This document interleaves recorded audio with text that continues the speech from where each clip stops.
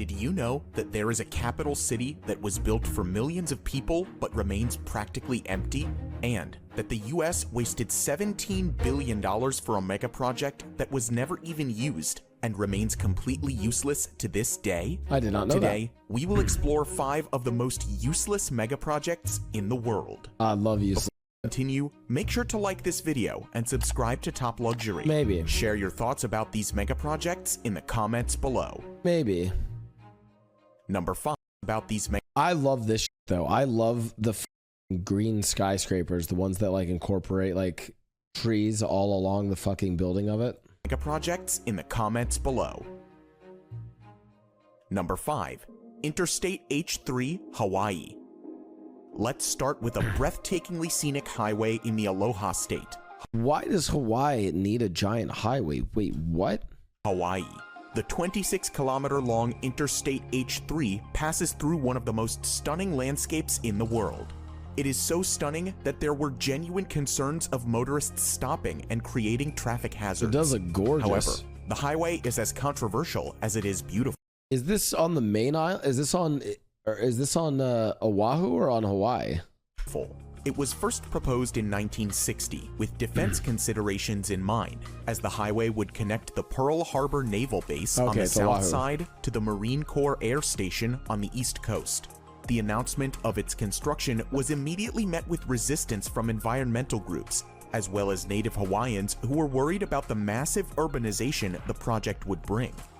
Environmental laws of the time and a change of route to protect the surrounding valleys delayed the plans indefinitely. 26 years later, the environmental hurdles were removed when the Congress exempted the project from environmental laws and cleared the way for construction to finally begin in 1989. The highway was finally opened in 1997, almost 37 years after it was originally proposed. Interstate H3 is often considered an engineering marvel because of the difficult terrain it is built on and the advanced technologies used in its construction. In addition to the numerous high-tech tunnels, the highway runs almost exclusively over viaducts to protect the local environment in the valleys below. That's kind of cool. Decades of decay, route changes, and newer but more expensive technologies meant that it was completed 5 times over the original estimated budget. The total cost of construction was $1.3 billion, which is about $50 million per kilometer, the most expensive cost per kilometer in the world. Despite the enormous budget, this beautiful highway isn't useful for everyone. Critics believe that it's a road to nowhere because the defense considerations of the 60s are no longer relevant, and the highway has no direct route to downtown Honolulu. Then there's the case of native Hawaiians, a majority of whom refuse to use the H3 to this day. They consider it to be cursed, as many religiously significant cultural sites were destroyed during its completion. The Interstate H3 highway is certainly all of these shots of it make it look very not used. Like an achievement as far as mega projects go. However, for certain native groups, it remains useless. I mean, at least it isn't completely abandoned, like the next project on our list. Nice, good segue. Number 4, Ciudad Real Central Airport, Spain. Spain is one of the prime travel destinations in Europe, and that was a key consideration when the idea for the Ciudad Real Central Airport was conceived. It was tipped to be the go-to destination for holiday travelers within Spain, as well as international visitors. The vision for this new airport was to make it an alternative to the already heavily overcrowded main airport in Madrid. The new airport had one of the top 5 longest runways in Europe and could serve 2 million passengers a year. That's a relatively low number compared to Madrid's 70 million passenger capacity. However, expansion plans were already in motion to boost the capacity up to 10 million annually. So, when it finally became operational in 2009, the $1.3 billion expense might have seemed justified. However, all these plans came to a grinding halt in 2012 when the company behind the project filed for bankruptcy. The problems began with the location of the project. While it was called the Central Airport, it wasn't central in any way, as it was located 200 kilometers away from Madrid.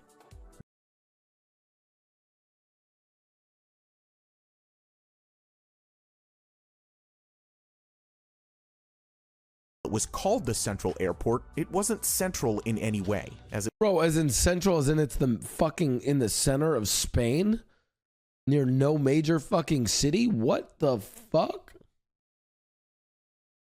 was located 200. Oh, that. We're skipping the rest of this one. We're skipping the rest of this. Number 3, Naypyidaw, Myanmar. Naypyidaw? Next up is another mega project that made it to Top Gear. Unfortunately, this isn't just a remote airport. It's the capital of Myanmar, a new capital that was built from scratch. Myanmar's former military leadership started building a new building cities from scratch is always a bad idea. Capital in secret in 2002. The shifting of a country's capital isn't unheard of, as many countries including Brazil, Egypt, and Pakistan have done so in the past. In November 2005, Myanmar's leader announced his decision to the public, but he kept the name of a new capital a secret. It was 4 months later when he finally revealed the name, Naypyidaw, which literally means the king's residence. The reason for this sudden shift of capital wasn't clear. Some speculated that the military leadership was fearful of an attack from the sea, while others thought it was shifted on the advice of astrologers. However, a lot of it had to do with the former capital, Yangon. Yangon is home to 7 million people, and the city is said to have reached its infrastructural limits, and its population is set to double by 2050. Moreover, the coastal city was established as the capital during British rule to benefit the British Navy, so it made sense for Myanmar to shift the capital to a more central location. The new project was built swiftly, and to this date, the successive governments have poured $4 billion into the city. Naypyidaw seemingly has everything to attract visitors: a 20-lane highway, over 100 luxury hotels divided into 3 hotel districts, golf courses, museums, and even a 99-meter-tall replica of a landmark originally situated in Yangon. But there's one essential component that remains missing.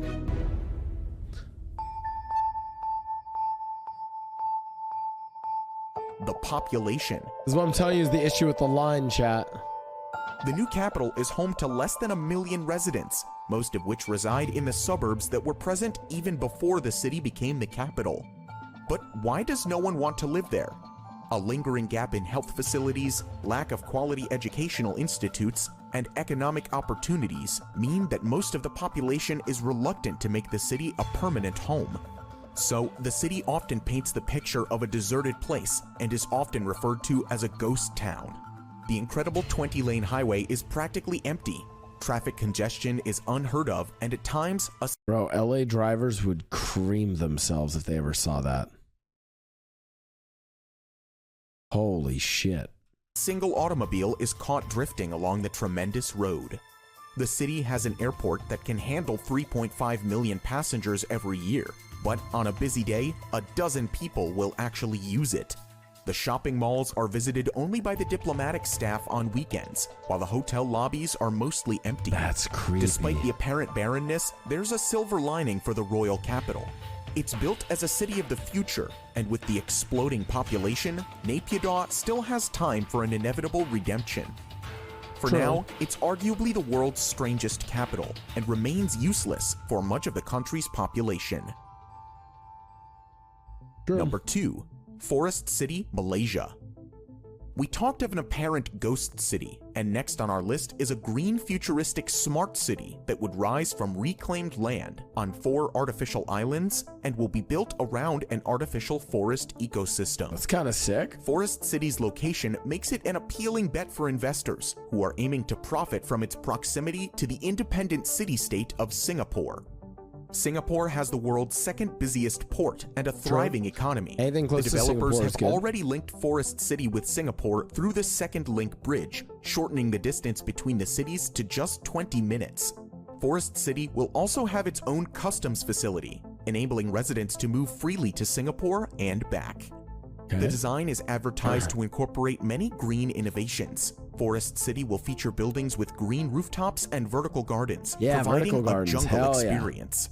City streets will have a multiple layered design with the lower layer for traffic. Yeah, this city looks like the one that's like Society, if you know, whatever meme.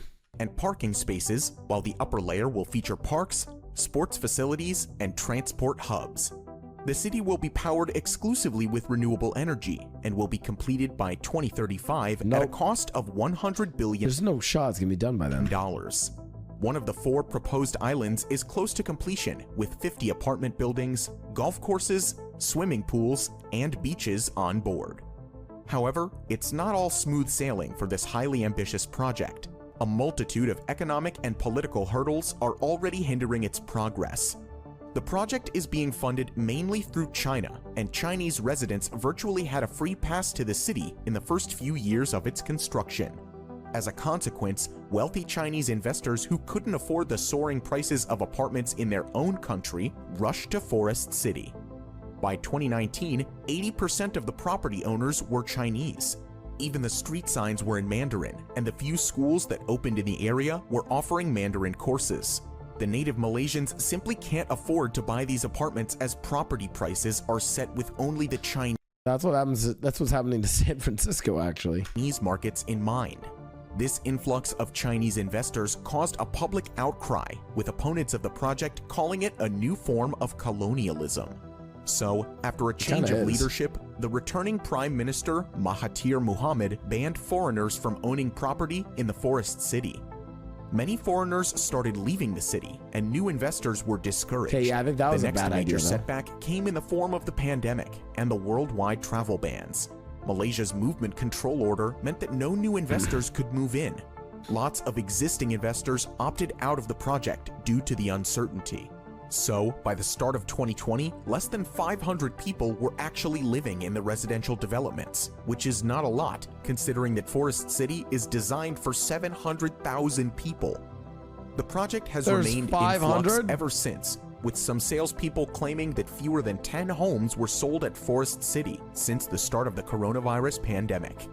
Moreover, bro, I should buy there. Holy shit. Country Garden laid off more than 1,000 of its Malaysian workers in the past year, signaling the epic downturn in the project's fortunes. Forest City was probably too ambitious to begin with, too futuristic to truly achieve, and too politically challenged to succeed anytime soon. It's safe to assume that despite the billions invested, Forest City is currently a useless megaproject. Number 1. Yucca Mountain Nuclear Waste Repository. We'll conclude this list with a megaproject that was planned in view of a sensitive global issue. Nuclear waste isn't talked about as much as other environmental problems. True, I haven't heard much about it. If not stored properly, it can be deadlier than anything ever witnessed since the advent of civilization. As of now, nuclear waste is stored above ground, near the power plants where it comes from. However, the scientific community agrees that the safest, permanent disposal solution is to store this hazardous waste deep underground. In the 1980s, US authorities set about finding a permanent solution to this growing waste problem.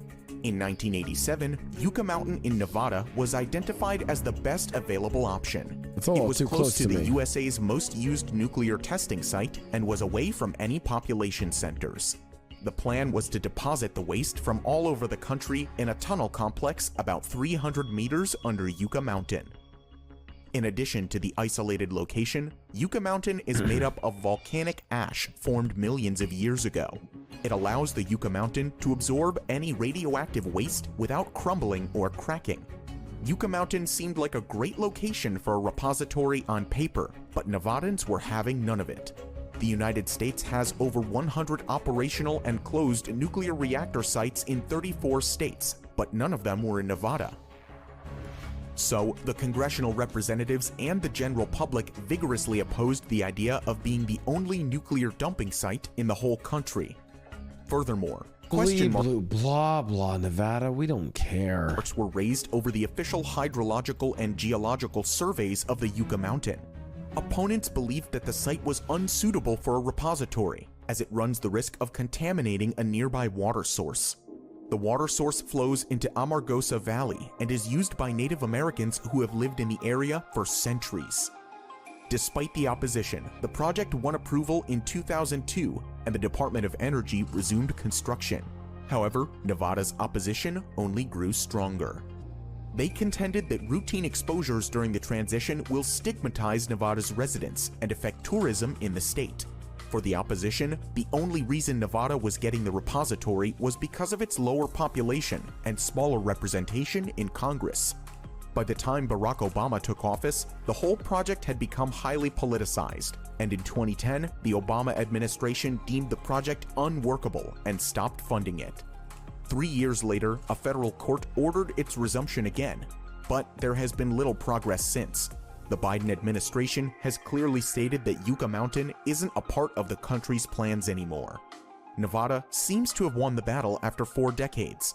Decades of planning, legal troubles, and over $17 billion have gone into the Yucca Mountain project. But after all is said and done, it has never been used and remains a useless megaproject.